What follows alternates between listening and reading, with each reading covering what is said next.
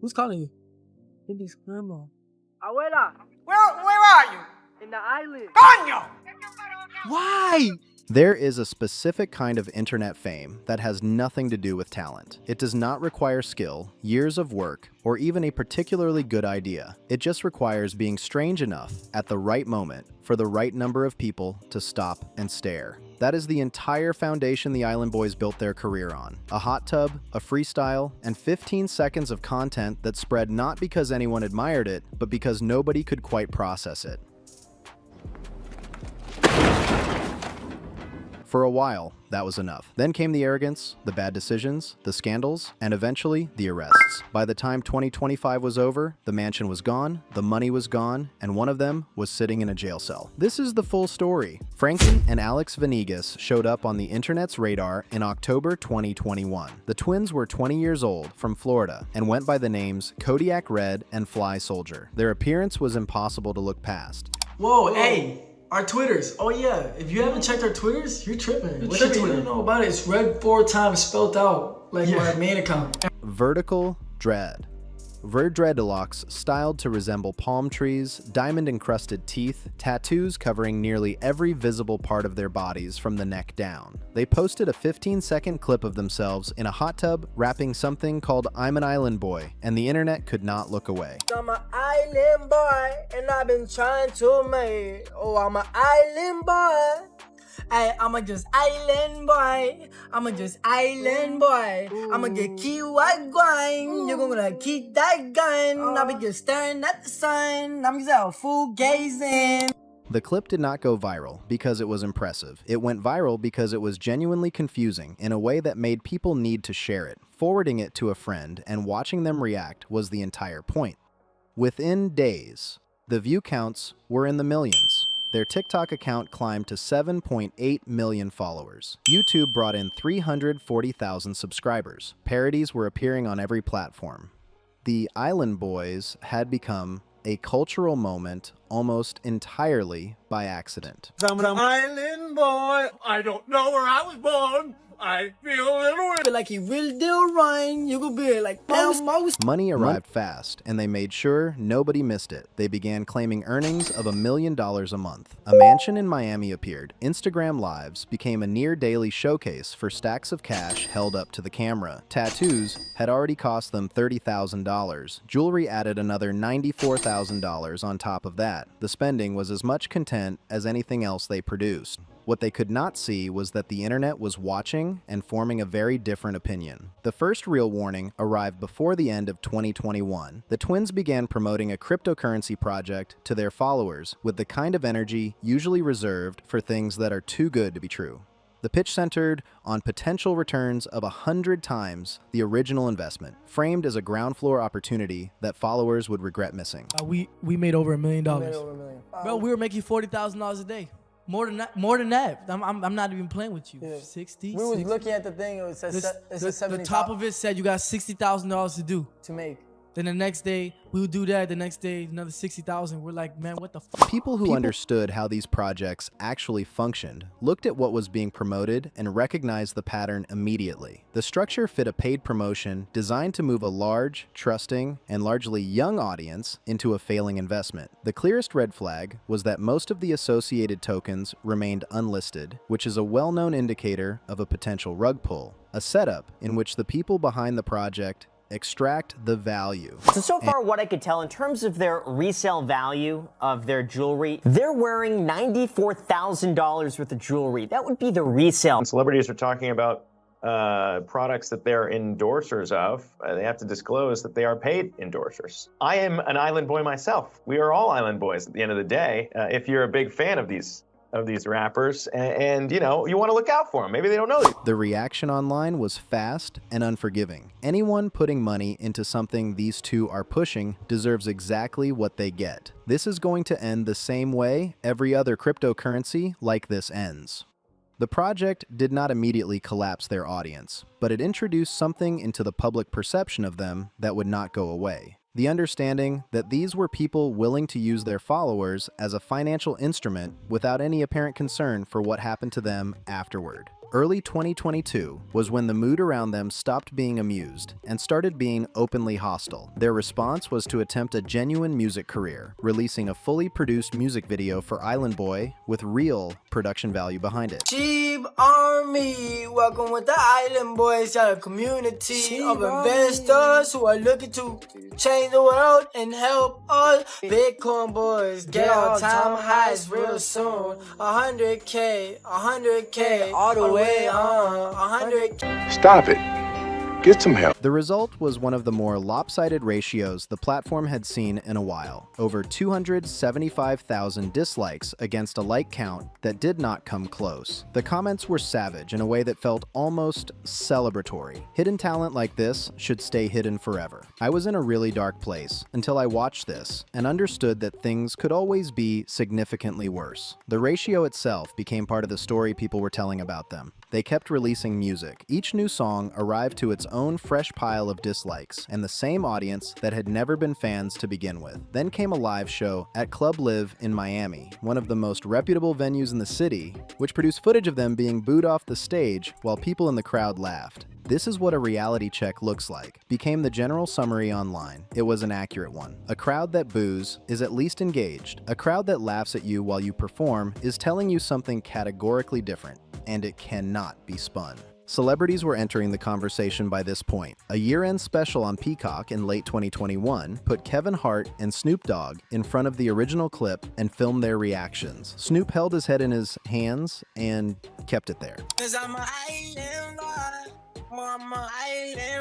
I'm speechless. Two goofballs in the pool. You know why I'm not speechless? Why? Because I'm an island. I think he wants to knock you off. Snoop is so gangster. I'll explain what happened. So Kevin Hart and So you think Snoop's a bitch? Bro, have you seen his weight? Have you seen how he is? He smokes weed all day. I just don't think he does. That clip carried more weight than any amount of comment section ridicule ever could. Snoop Dogg, on a national platform, visibly unable to cope with what he had just witnessed. The response from his audience was immediate. They think they're intelligent. They're just loud, and nothing they say makes any sense. None of it appeared to reach the people it was directed at. The impulsive appearance with Logan Paul in 2022 was a genuine opportunity. The platform was massive, the audience was familiar with internet celebrity culture, and showing up with even a surface level of self-awareness could have started moving the needle in a different direction. Co-host George Janko gave them advice that was neither complicated nor controversial. Viral fame does not last. The income has a shelf life. Use the time you have to build something with staying power. Alex responded by snapping at him on camera, hard enough and unexpectedly enough that it changed the atmosphere in the room instantly. God forbid it doesn't go in your guys' direction. For real. I think you guys take all of your jewelry assets and invest into something. So you guys will never ever be broke again. So I don't think there's ever gonna be a broke situation. Let me tell you something.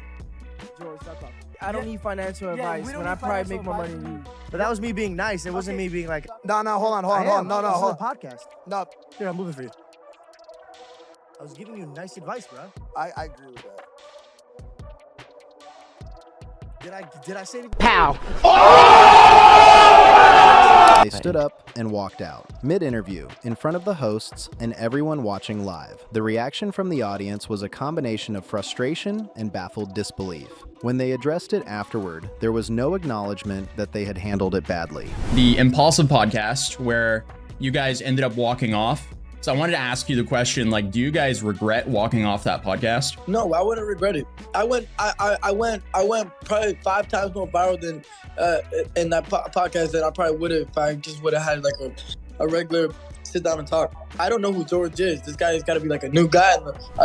Their former manager, Dodie New, had reached his limit and went public. His account matched the picture that had been forming through their public behavior. Two people who were professionally unworkable, who had refused to compensate people working for them, and who were draining their finances at a pace that made any kind of long-term sustainability impossible. He also disclosed something about them specifically that had not been public knowledge before.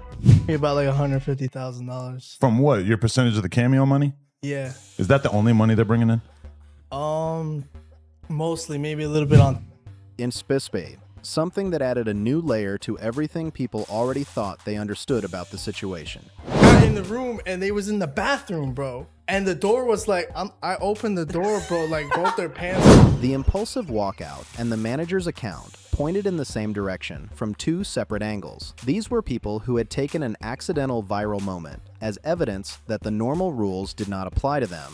That conclusion was about to produce some very concrete consequences. The view count started dropping at the beginning of 2023, and the money followed close behind. Music was no longer going to cover what they had become accustomed to spending, and instead of adjusting their approach, they moved toward whatever could generate income quickly, regardless of the cost to their image. The first significant example was the U.S. Army situation. A military recruiter commissioned a cameo from them to promote enlistment. The video that resulted was uncomfortable to watch, tonally wrong, unprofessional, and completely at odds with anything the military would want representing it publicly. Army recruit giving out bonuses, paid vacation, and a free college, no money. Hey, invite me right now, Sergeant Thomas. I want to be in the Army.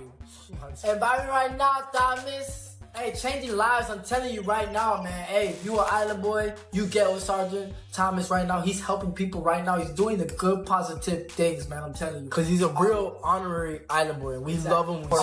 The U.S. Army released an official statement. The cameo had not been authorized, reviewed, or paid for by Army Recruiting Command. It was not an approved marketing tool of any kind. An investigation was launched. The recruiter involved was required to remove the TikTok account used to post it, which had not been cleared for official use. The statement also noted that the content had caused genuine distress to people who took military service seriously and aspired to it.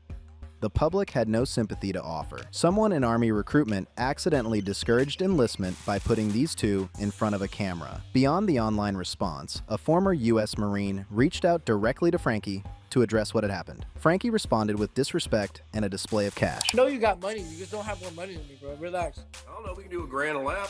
Just little. You're not trying to records.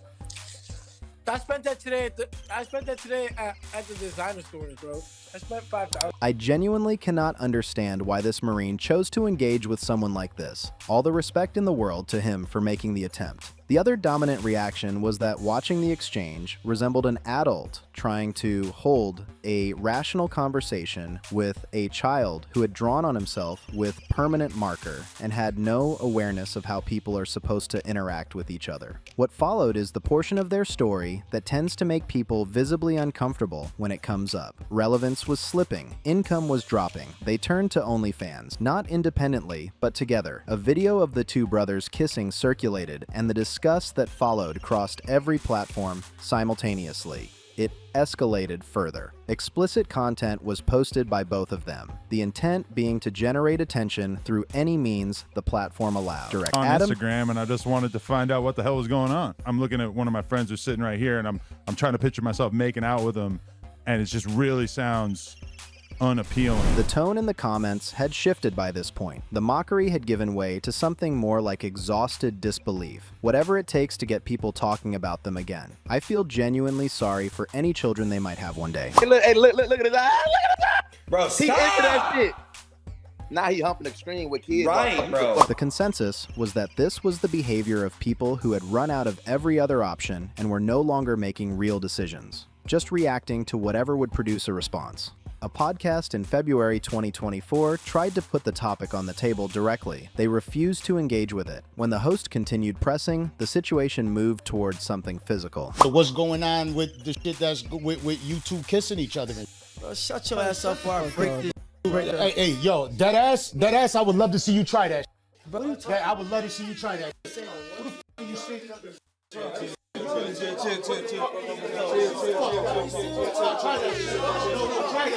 Running continuously alongside everything else was a manufactured conflict machine. Engineered beef, staged confrontations, fights set up, and filmed because fighting produced views when music and everything else had stopped working. An exchange with Neon's associate Convy ended with one of them getting slapped on camera. A back and forth with Jack Doherty turned into a filmed fight. When outside targets were not generating enough traction, they turned on each other. In April 2025, they attended an influencer boxing event hosted by Aiden Ross, where Kodiak Red was booked to fight someone named Oblivion. The pre-fight trash talk was confident and loud. The fight itself delivered the opposite result. Frankie was beaten convincingly and lost without much debate. In July 2025 came a confrontation with Charleston White. Charleston White is a middle-aged comedian with no professional fighting background, best known publicly for making someone at an I have a question. You said you'll beat my ass? Yeah, I said that. No, I think you're gonna eat my ass, bro. Hey, Hey, yo. Hey, get this nigga away from me. Nah, yo. Hey, bro, you finna try to kiss me. You finna try to kiss me, huh? You want that? You finna try to kiss me. You want that? You with that weird shit, huh? You want that? You with that weird shit. You want that? Hey, yo. I saw him kiss his brother. Frankie lost that one too. The internet found it genuinely hilarious. This is the ideal resolution for any beef. Sucker, a fight is a fight. Hit it what it is. Got that, bro. All right. Kick this bitch ass. Kick that bitch ass.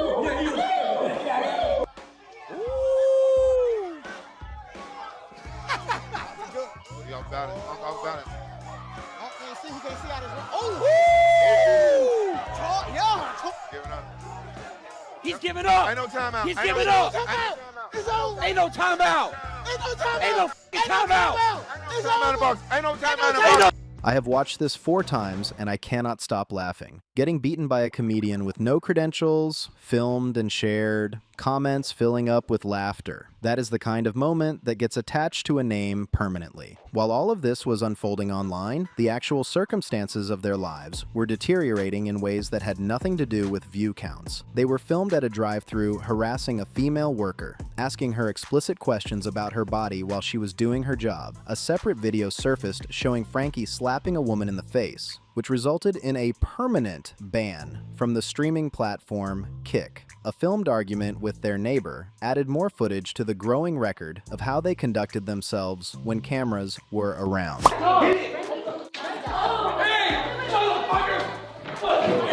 off the prop. Sir, where are you gonna do that? Get off the prop. Get off the prop. You're talking. I'm here alone by myself. I'm not. In 2023, Frankie was arrested in South Florida on domestic violence allegations, accused of slapping his girlfriend and pushing her into a pool. A citation for unpaid vehicle tax came separately. Then, body camera footage from a different traffic stop surfaced, showing an arrest for reckless driving that Frankie had made significantly worse through his behavior with the arresting officer. Yeah, traffic citation. You must have got a ticket and not paid it, man. What? It says December. Like this December? I think so. I think it was this year. I'm not lying. What? You got a lot of girls? What do you mean? You got a lot of girls? I don't talk to any girls, no. Why? I just work. I just work a lot. What? Pause for going through Are you laughing at me? Excuse me, what? So you're gonna go to jail for the fake name and for the driving recklessly, and then I'm gonna do your report for what happened earlier. I'm going to jail for no reason, bro. They pulled them over because they did not stop at this crosswalk when leaving this gas station. And inside their car, they say they found powdered fentanyl on a credit card that was in the console. There was a straw with fentanyl in it, and then in Olivia's bag, they say they found fentanyl pills. That stop uncovered something more serious. A straw containing fentanyl residue was found in the vehicle. Fentanyl pills were recovered from a bag belonging to another person present. The situation had moved well past social media incidents and public confrontations into territory carrying real legal weight. By the end of 2025, everything had settled into its final shape. The mansion was gone. Frankie was dealing with jail time. Fly Soldier was still producing content alongside Jack Doherty, running the same format with a fraction of the audience that had once existed. Doherty posted a video titled "The Island Boys Are Officially Broke" that landed somewhere between a roast and a genuine acknowledgement of how completely things had collapsed. All like viral clips all over the internet of the Island Boys, like they're not paying the rent. They're like 15 days late on it. I had $3,000, the rent's $5,000. I might just give them $1,000 because it's all they. January 2026 told the story without needing commentary. 0 new TikTok followers for the entire month. YouTube videos that had once reached millions were landing in the low thousands. The audience that had accidentally created them had finished moving on. The verdict from people still paying attention was consistent and simple. They started from nothing, got real money, and found every possible wrong path back to nothing. No discipline, no planning, no perspective. Textbook example of exactly what not to do. Because you know, Target, you want to be just like me. You want to be just like me. Red, you want to do everything. Red, I made Island Boys. Follow the leader. Red, I made Follow Island the leader. I made Island Boys. You made Island Boys. I'm the one that told you let's get in the Airbnb. I'm the one that But I told made you Island to Boys, your though. mom's crib. I made I'm the Island one that Boys. told you to change it up. Boy, better keep that going. I'ma do it while I'm staring at the sun. I've been really at the pool gazing, and the pool where I'm staying. Didn't they start kissing each other? Wait, yeah, I swear these Island Boys start moving mad.